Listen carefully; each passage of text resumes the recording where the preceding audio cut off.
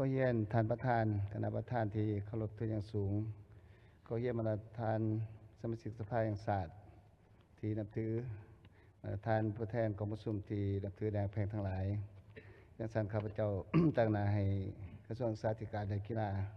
ก็คือตั้งนาให้คณะพิสอบสางห้างกฎหมายว่าโดยสามัญศึกษาก่อนอื่นหมดข้าพเจ้าแสดงความขอบใจที่ทางท่านประธานคณะประธานพร้อมด้วยสมาชิกสภาแห่งศาสตร์ที่ได้ประกอบความคิดความเห็นให้คำเป็นวงเป็นใหญ่ให้คำทิศสีน้ำที่เป็นประโยชน์ให้แก่คณะรับผิดชอบสร้างกฎหมายมาโดยสามัญศึกษาของพวกข้าพเจ้าในทีนี้จังสันทุกคำคิดคำเห็นทุกคำชี้แจงพวกข้าพเจ้าที่ราคาว่ามีคุณค่าแต่ก็มีความสำคัญต่อพวกข้าพเจ้าจังสันต่อ ทิศสีน้ำของทานประธานของประชุมเวลาจำกัด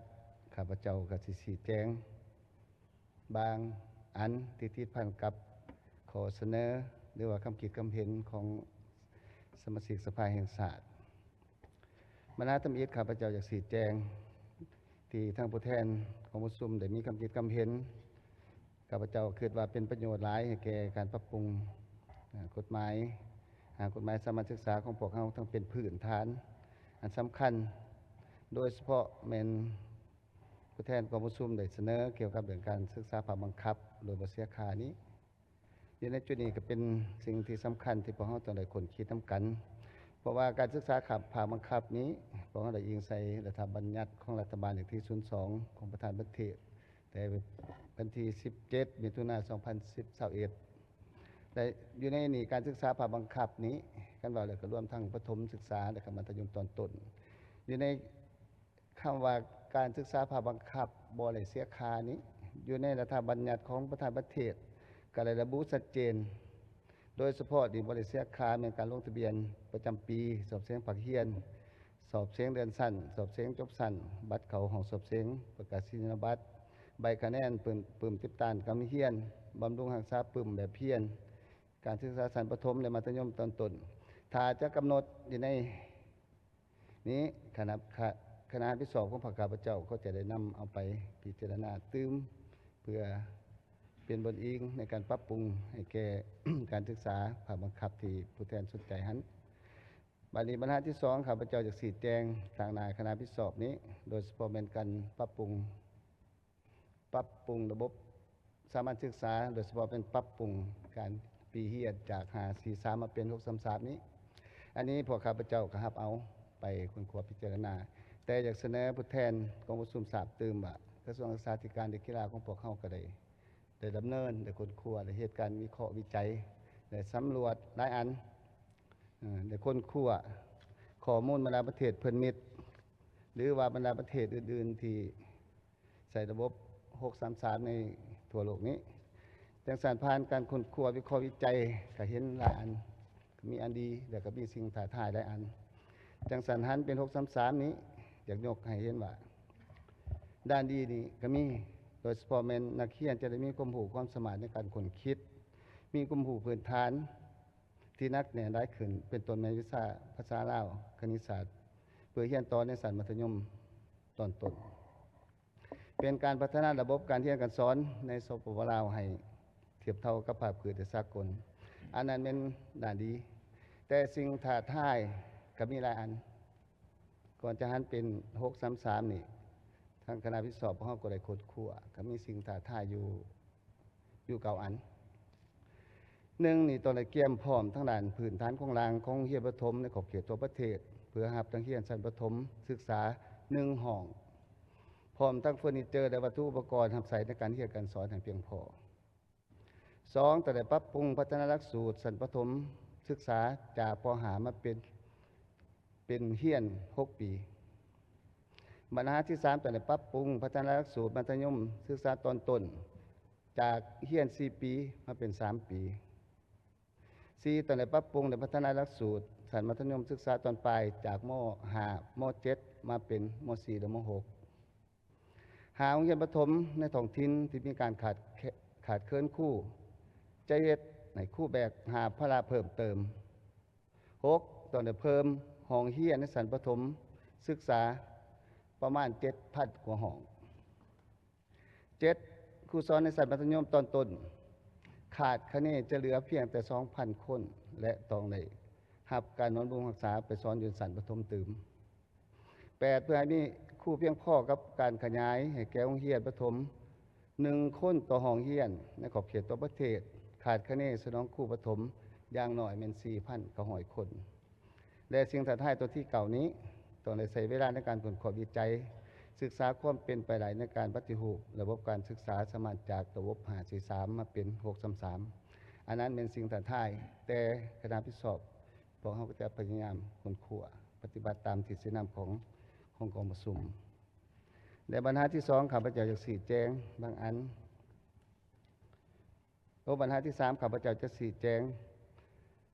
ผู้แทนกองประชุมได้เสนอว่าเป็นยังบ่เอามัธยมตอนปลายมาเป็นการศึกษาภาคบังคับอันนี้ข้าพเจ้าชี้แจงเนื่องจากว่าการศึกษาภาคบังคับนี่เป็นการศึกษาที่รัฐบาลตอนได้ลงทุนหอบล้านซึ่งในปัจจุบันนี้การกำหนดของสันประถมหามัธยมตอนต้นนี่เป็นการศึกษาภาคบังคับนี่ผ่านมาเป็นการจัดตั้งปฏิบัติตัวจริงแม่นยังบ่ทันใดแต่ดีเท่าที่ควรแต่ก็บ่ได้สำเร็จอันนี้ก็เป็นปัญหาอันนึงที่พวกเขาต้องได้ค้นคว้าพิจารณาตื้มและมาเบิ่งตัวจริงแล้วมาเบิ่งบทเรียนของบรรดาประเทศเพื่อนมิตรหรือว่าบรรดาประเทศที่อยู่ในภาคพื้นการศึกษาภาคบังคับนี่คืออยู่สเวียดนามนี่เพิ่นเอา10 ปีเริ่มแต่ควบเอาทั้งอนุบาล1 ปีขึ้นมารวมทั้งประถมและก็มัธยมตอนต้นเป็น10 ปีคือสปจีนแม่น9 ปีญี่ปุ่น9 ปีอินโดนีเซียดิโมตดแม่นเพิ่นเอา9 ปีไทย9 ปีบรูไนนี่ก็9 ปีมาเลเซีย6 ปีสิงคโปร์6 ปีเมียนมา5 ปีและฟิลิปปินส์13 ปี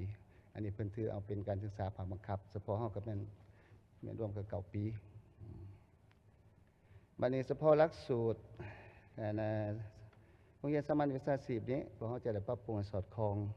โดยเฉพาะแม่นอยู่ในมาตราที่24ส่วนอยู่ในมาตราที่30หลักสูตรสามัญศึกษานี่อยู่ในวรรคที่3ที่ได้กำหนดเอาเนื้อในวิชาชีพชั้นต้นเขานั้นต่อกับปัญหาดังกล่าวนี้พวกข้าพเจ้าจะชี้แจงตื่มดังนี้การกำหนดเอาวิชาเฮียนเขาเฮียนแม่นอิงตามเกณฑ์อายุที่เหมาะสมในแต่ละสันโดยเฉพาะสำหรับสันประถมนี้คันว่าสันประถมบ่ก็สิมีวิชาชีพแต่ว่าเอิ้นว่าสามัญวิชาชีพได้ร่วมในสันประถมคือกันแต่อยู่ในสันประถมศึกษานี่พวกเขาก็คือมีโรงเรียนศิลปะแห่งศาสตร์นี่เนาะพวกเขาก็ได้เพิ่นก็ได้จัดตั้งการเรียนการสอนเป็นวิชาชีพหนึ่งโดยเฉพาะเป็น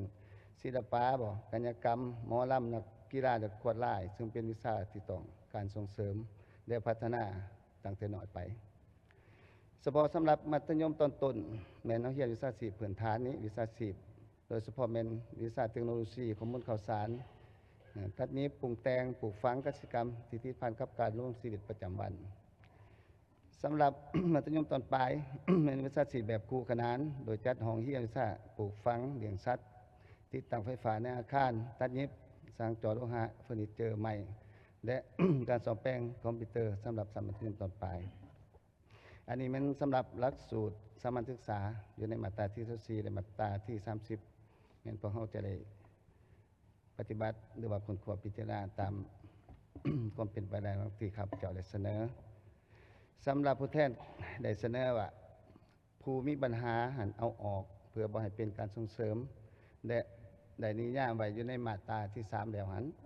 ดังนั้นข้าพเจ้าตั้งหน้าคณะพิสอบขอชี้แจงว่า ในภาคปฏิบัติตัวจริงในการกำหนดเนื้อในใส่กฎหมายฉบับนี้เพื่อเป็นบนอิงและสร้างเงื่อนไขให้ผู้ที่มีปัญหาในเวลาถือคุ้มขังในถือเวลากักขังแต่ทำเพียรวิชาชีพเป็นต้นแม่นเบียงหัตถกรรมและวิชาชีพเพื่อเป็นการสร้างอาชีพได้เบียเหตุงานทำที่พวกเกี่ยวหลังจาก ผลการกักขังมานี่เนาะเฉพาะผู้มีปัญหาและปัญหาต่อไปนี้ เฉพาะค่าบริการและค่าเฮียนที่ผู้แทนกองประชุมได้เสนอให้ชี้แจงนี้สำหรับการคุ้มครองค่าเฮียนและค่าบริการวิชาการศึกษาภาคเอกชนภายหลังที่มีกฎหมายการศึกษาได้ดำเนินบริการศึกษาภาคเอกชนและภาคส่วนที่เกี่ยวข้องในสร้างข้อตกลงโดยการเก็บค่าเฮียนค่าธรรมเนียมและค่าบริการของการศึกษาภาคเอกชนเพื่อคุ้มครองเฉพาะเวียงงานดังกล่าวซึ่งอยู่ในปัจจุบันนี้ก็เป็นอยู่ในขั้นตอนการขอความเห็นจากภาคส่วนที่เกี่ยวข้องเพื่อปรับปรุงใน นื้อในมีความสมบูรณ์สอดคล้องในการจัดตั้งปฏิบัติตัวจริง และข้าพเจ้าอยากอธิบายเพิ่มเติมต่อคำขีดความเห็นของผู้แทนกองประชุมที่ได้เสนอ เกี่ยวกับหลักสูตรแห่งศาสตร์นี้ว่ากำหนดเป็นเปอร์เซ็นต์ได้บ่แต่ตัวจริงแหละเลยกำหนดละเอียดชัดเจนถือว่าหลักสูตรการศึกษาแห่งศาสตร์แม่น 80%และก็หลักสูตรท้องถิ่นแม่น 20%เฉพาะโครงประกอบสมาชิกศึกษานี้ผู้แทนกองประชุมได้เสนออยากหันจากให้เป็นประถมมัธยมต้นมัธยมปลายเป็นประถมและมัธยมและอุดมนี้ทางคณะพิสอบของข้าพเจ้าคิดว่าจะได้มอบให้ทั้งผู้แทนกองประชุมก็คือประธานกองประชุมที่ผู้สีนำหาวิธีว่าจะหันเปลี่ยนแนวใดเพื่อเป็นทิศสีนำมาแก่พวกข้าพเจ้าต่อคำถามว่ารัฐกรนี้ของกระทรวงศึกษาธิการกีฬานี่รวมทั้งเป็นคู่ขั้นว่าร่วมแล้วรัฐกรศึกษานี่มี2ประเภทก็เป็นรัฐกรคู่แล้วก็รัฐกรบริหาร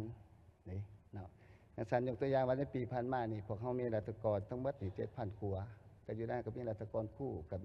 6,000แล้วก็รัฐกรบริหารก็ถือว่ารัฐกรนี่ มีทั้งรัฐกรคู่และรัฐกรบริหารเฉพาะอยู่ในกระบวนการศึกษาของพวกข้าพเจ้าและอีกคำถามจอจิมบรรทัดหนึ่งสิเป็นผู้แทนจากซื้อกองได้เสนอว่าคู่สอนอยู่ในอะไรนองเฮียนกับในโรงเรียนนี่ใส่คู่เดียวกันบ่อันนี้ข้าพเจ้าสีแจ้งเตือนว่าบ่ได้ใส่คู่ผู้เดียวกันเนื่องจากว่าการศึกษาในโรงเรียนนี่พวกเขาได้มีศูนย์ภาคศูนย์การศึกษาโรงเรียนภาคศูนย์การศึกษาโรงเรียนขันแขวงขันเมืองและพวกเขายังมีศูนย์เรียนหูสุมสนถือว่าพวกเขาบ่ได้ใส่คู่ความกัน แต่ความจำเป็นกับตอนไหนมีการศึกษาในโรงเรียนกับเพื่อห้องหับเพื่อให้คนในเมืองลาวทุกคนตอนไหนเข้าการศึกษาเขาถึงการยกระดับการเรียนรู้การศึกษา